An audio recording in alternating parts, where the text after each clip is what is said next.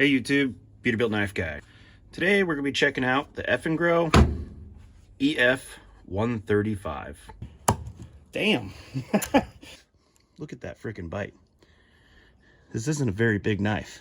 Alright, so when we get this thing, it comes in a box, and that's it. There's no paperwork, there's no nonsense. It just has a label. It is made in China. It is the Eafengrow EF135 fixed blade survival bushcraft black. It did have some tape on it. I took it off, but you know, no billboarding. I'm not a big box fan, therefore I could give two craps about the box. It is a very sturdy box. Whatever. Comes wrapped in bubble wrap, and that's it. It's perfect. It's all I need. I would rather people spend less money on the box, more money on the product.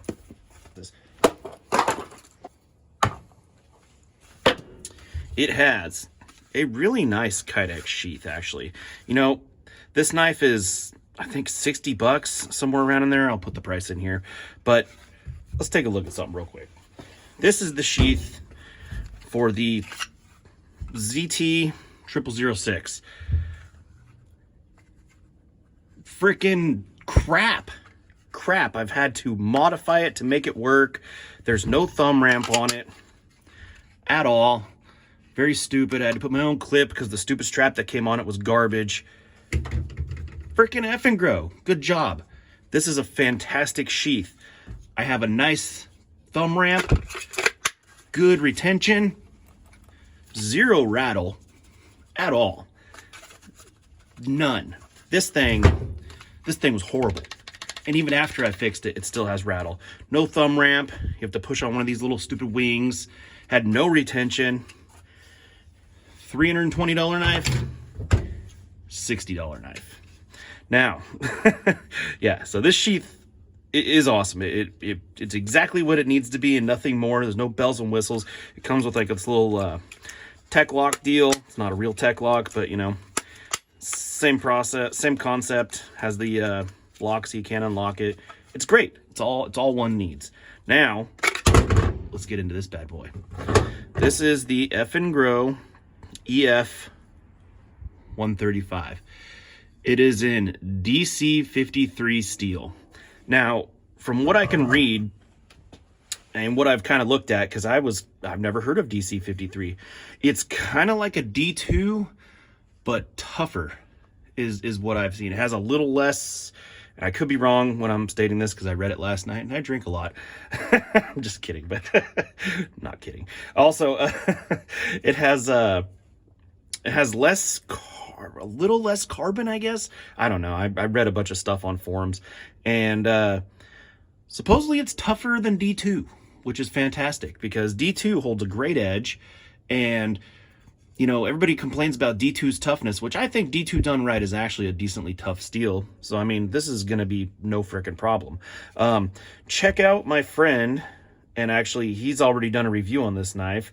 He is Gruggs at Legion Tactical Cutlery. I'll put his information in the description, but he did an excellent review and use of this knife, and leaves me to to try to fill his shoes, but I'm gonna try.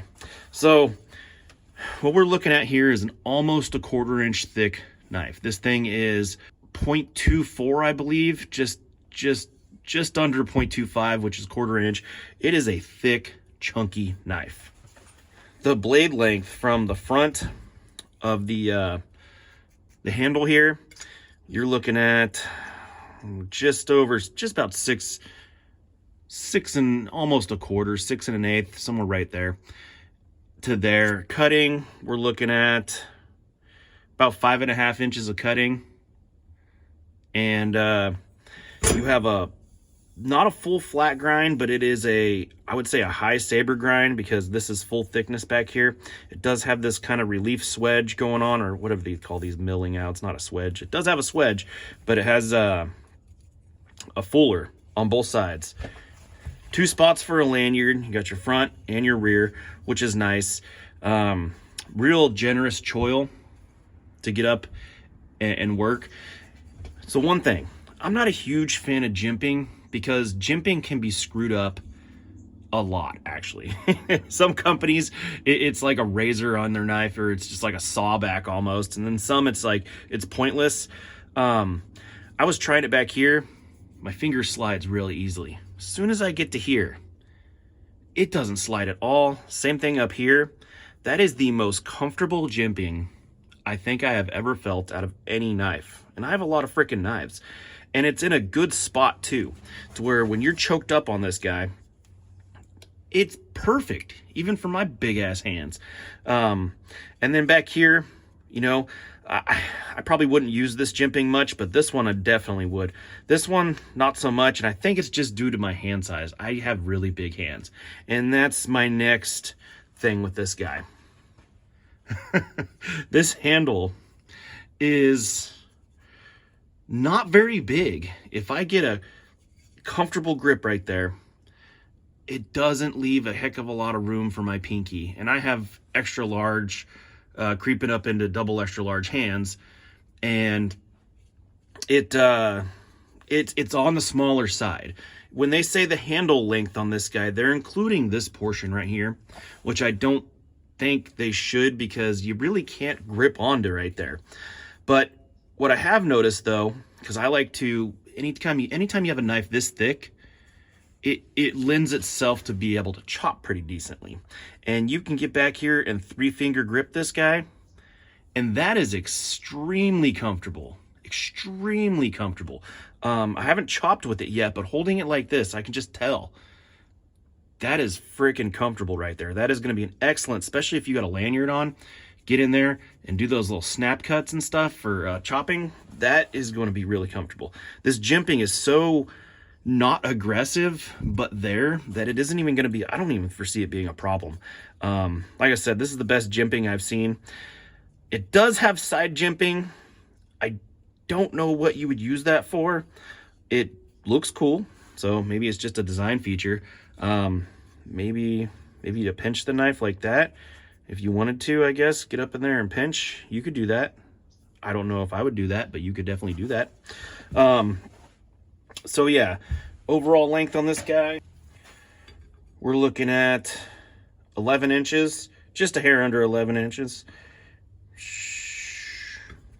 Like 10 7/8. It's almost there. And it is a chunky knife. This kind of reminds me of a, God, what is it called? The SE5. Just being a thick 5-inch, you know, roughly knife. The SE5 does have better handles, you know, for bigger hands like me, but I swear, if this just came up just a little bit further, if you could have the full purchase of these grips right there, that would be fantastic for bigger hands. If you don't have big old gorilla hands like I do, this isn't a problem for you. This knife would probably fit your hand perfectly. But if you have extra large hands, holding it, it's the only grip it's not going to be super comfortable for is just your standard hammer grip. It fits, but it's very tight. It's tight for me. But for chopping, for your reverse grip, which is actually really comfortable, if you were going to stab or something like that, this would definitely be a very comfortable knife to hold. It has G10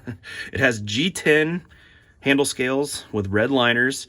I haven't peeked inside yet to see if it's milled for weight reduction. Like I said, it's almost a 1/4 inch thick. It is pretty decent, actually. I'm very shocked.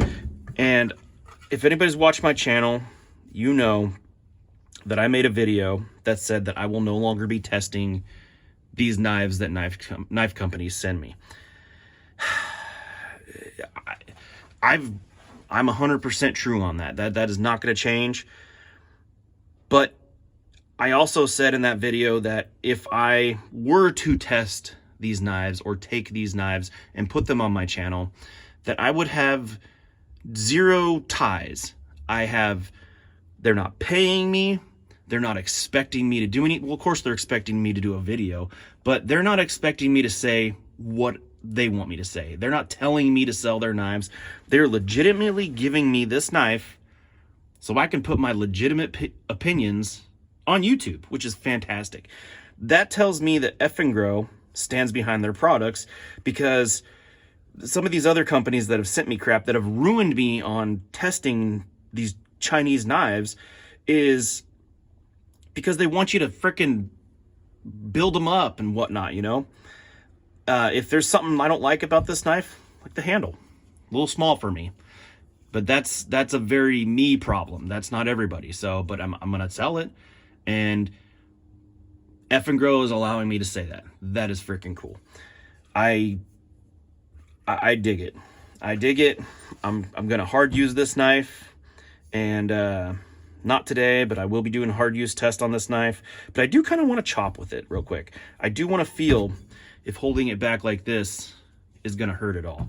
So let's go do that. First off, I do have to say that this is probably one of the sharpest knives that I've ever got out of the box. This is after using it. I have done a couple shorts with it yet, or already, but actually I'll put in a part of it right now where I was doing it. Probably the sharpest knife out of the box that I ever received.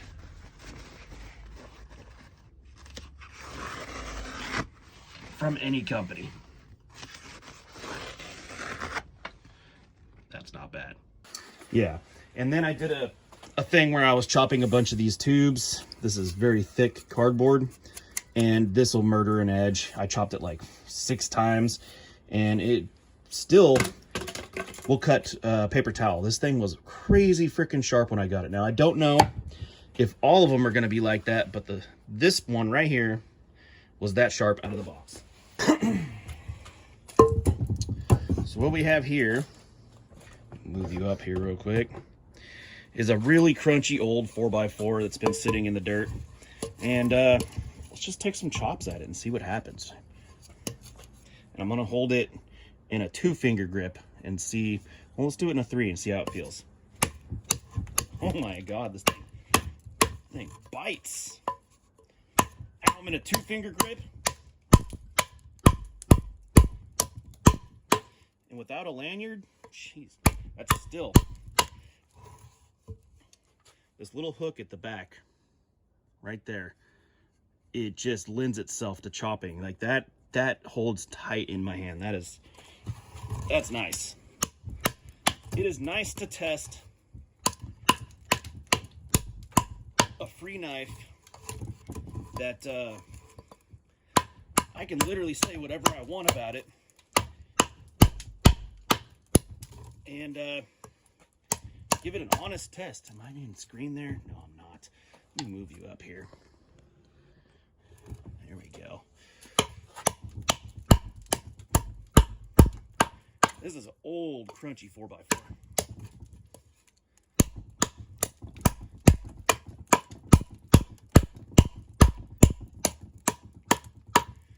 And this little knife, it hits with authority.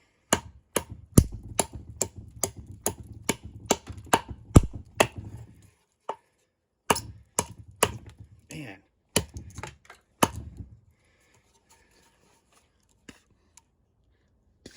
Look at that freaking bite. This isn't a very big knife, but its thickness gives it that chopping heft. Let's see if we can get through this bad boy.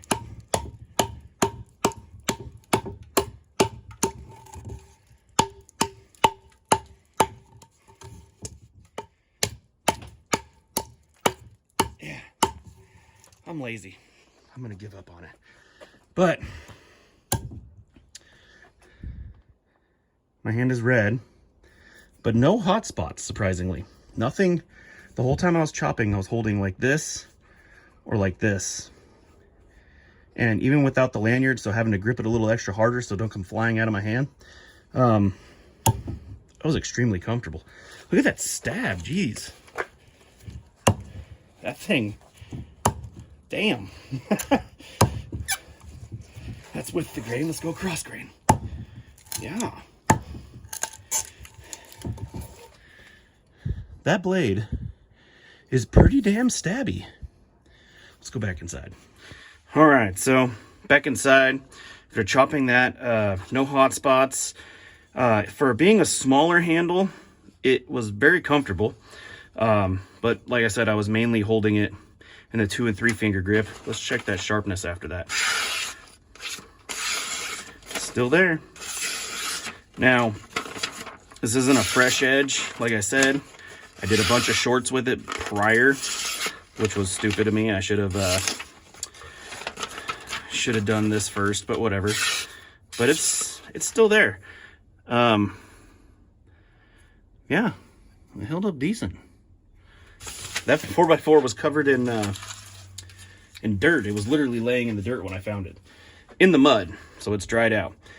But yeah, I don't know what else to say, but we're gonna take this thing and hard use it, beat it through some wood, and see how this DC53 steel holds up, because I still don't know much about it other than it's kind of like a D2. But anyways, that's all I got for you today. I'm gonna put the Amazon link in the description. It's not linked to me, it's just the Amazon link that I picked out. And yeah, thanks for watching.